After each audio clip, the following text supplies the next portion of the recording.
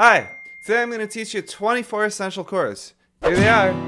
Just kidding. So, what is a chord? Well, let me tell you. A chord is when you play 3 or more notes at the same time, which on a guitar means playing 3 or more strings at the same time, since a string can only make one noise at a time. So playing 2 is a partial chord, and playing 1, well, that's a note.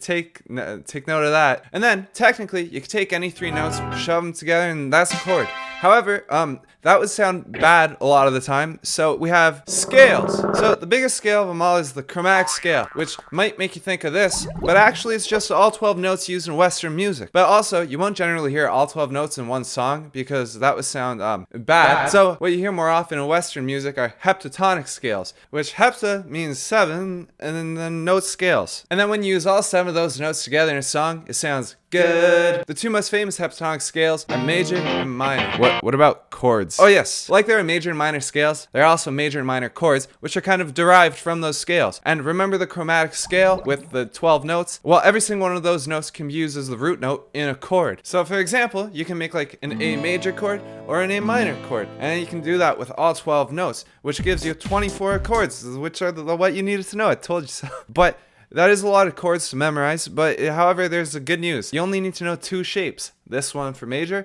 and this one for minor. They are bar chords, but if you move them up and down the neck, well then you got yourself all the chords that you need to make a whole lot of music. That's good.